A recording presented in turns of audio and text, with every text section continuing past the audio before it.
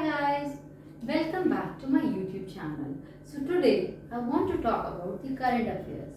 As I have already told you about JAM Trinity. So this is something new which is relating to that transactions. So now here towards ensuring smooth DBT transactions.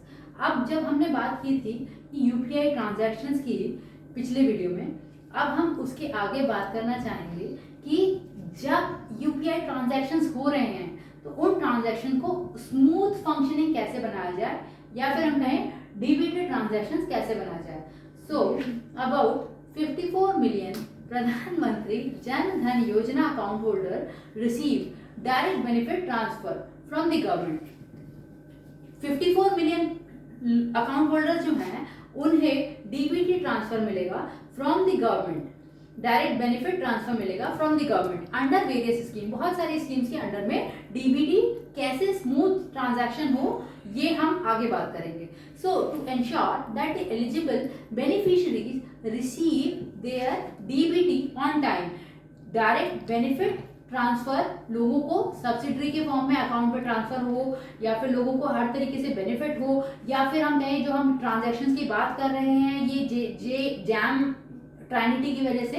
सो इसमें जो लोगों को subsidiary मिल रही है वो direct benefit transfer कैसे हो और स्मूथ डीबीटी ट्रांजैक्शंस कैसे आगे बढ़ सकें. सो हम इसकी बात करना चाह रहे हैं.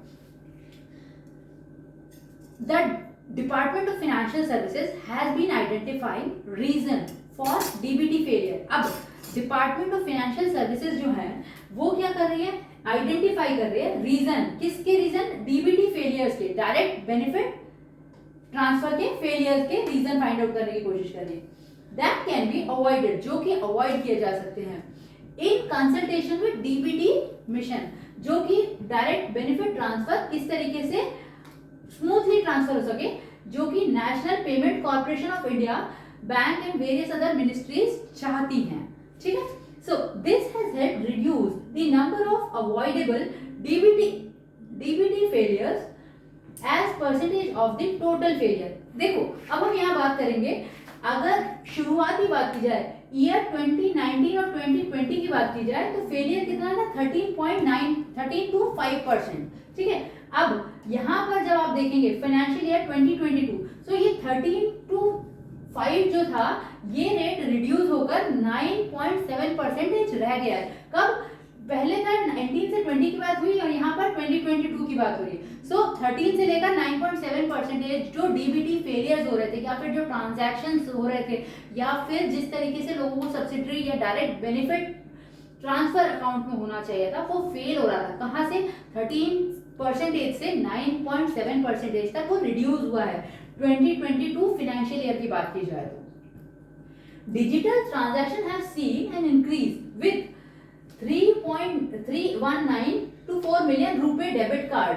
अब ये कह रहे हैं कि डिजिटल ट्रांजैक्शन जो है वो तो बढ़ गई, have seen an increase with 319 to 4 million रुपए डेबिट कार्ड के through being issued under PMJDY, प्रधानमंत्री जन धन योजना के अंडर रुपए कार्ड इशू हुए, जहां पर हम बात कर रहे हैं डिजिटल ट्रांजैक्शन जो है वो 319 to 4 मिलियन रुपए कार्ड इशू भी किए गए और ये ट्रांजैक्शन भी बढ़ी गई. अब installation of point of sale. अब हम बात करें कि जो मशीन्स हैं पॉइंट ऑफ सेल के लिए जो मशीन्स हैं वो भी बढ़ी, ऑब्वियस सी बात है. Machines and introduction of UPI के कोड्स भी बनाए गए, taking total such transactions to. इस तरह के जो ट्रांजैक्शंस हैं उनकी डिटेल्स की बात की जा रही है. Financial year 71.95 billion from 9 to 78 billion total RuPay card transaction at point of sale and e-commerce have increased from 280 to 8 million. Financial year इसकी बात करें कि पहले क्या था, अगर हम फाइनेंशियल ईयर 17 की बात करें तो पहले 282 to 8 मिलियन होता था. ठीक है. अब यहाँ पर फाइनेंशियल ईयर 2022 की बात करेंगे बच्चों तो ये ट्रांजैक्शन 1 से लेकर 51 बिलियन तक पहुंच गया. सो डिजिटल ट्रांजैक्शन बढ़ने की वजह से टोटल रुपए कार्ड का जो ट्रांजैक्शन है एट पॉइंट ऑफ सेल और ई कॉमर्स हैव इंक्रीज्ड। कहां से कहां तक? अगर हम 2017 की बात करें तो 282 मिलियन ही था, परंतु अब हम फिनेंशियल ईयर 2022 की बात करें तो ये 1 से लेकर 51 बिलियन तक पहुंच गया, जो कि हमारे लिए उपलब्धि रही। There is a robust customer protection through a two-factor authentication। देखिए, जब भी आप यूपीआई ट्रांजैक्शन की बात करते हैं तो एक बहुत ही सिस्टमैटिक रोबस्ट कंस्ट्रक्शन यूज किया जाता है, जहां पर two factor authentification system use किया जा रहा है। Despite its slow starts in 2016, although ये 2016 में स्टार्ट हुआ था, क्या ऑनलाइन पेमेंट की बात करें तो।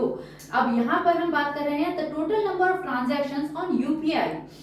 जितने टोटल नंबर ऑफ ट्रांजैक्शंस है यूपीआई के द्वारा has reached 6.2 billion worth 10 to 62 trillion. Reach 6.2 billion worth 10 to 62 trillion in July 22 की बात करेंगे। ठीक है, सो पहले ये यहां से स्टार्ट हुआ, ये पहले थी और बाद में ये 10 to 62 ट्रिलियन के बराबर यहाँ पर हुआ है transaction. The centre now plans to cover Pradhan Mantri Jan Dhan योजना account holder under its flagship. Centre ने प्लान किया टू कवर प्रधानमंत्री जन धन योजना account holder under its flagship. Insurance scheme भी लाई गई, प्रधानमंत्री जीवन ज्योति बीमा भी लाया गया, प्रधानमंत्री जीवन ज्योति बीमा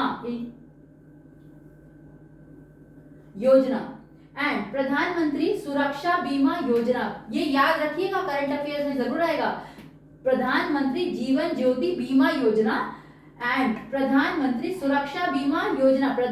आपको ऑब्जेक्टिव टाइप में आ सकता है प्रधान PMJJBY, प्रधानमंत्री जीवन ज्योति बीमा योजना, PMSBY, प्रधानमंत्री सुरक्षा बीमा योजना, and improve access for them to micro, credit and micro investment plan such as flexi recurring deposit। flexi recurring deposit को भी ऐड किया गया। ठीक है, सो विद दिस हमने बात की कि जो यूपीआई ट्रांजैक्शंस हैं या फिर जो डीबीटी ट्रांजैक्शंस हैं उसको स्मूथ कैसे बनाया जा रहा है with respect to JAM trinity apply करने की वजह से डीबीटी ट्रांजैक्शन को स्मूथ कैसे बनाया जा रहा है। और बनाने के अलावा यहाँ पर 2 स्कीमें और बताई गई, प्रधानमंत्री जीवन ज्योति बीमा योजना एंड प्रधानमंत्री सुरक्षा बीमा योजना। ये डीबीटी को इम्प्रूव करने के लिए इन्वेस्टमेंट स्कीम्स लाई गई हैं। So with this, thank you for watching, bye guys.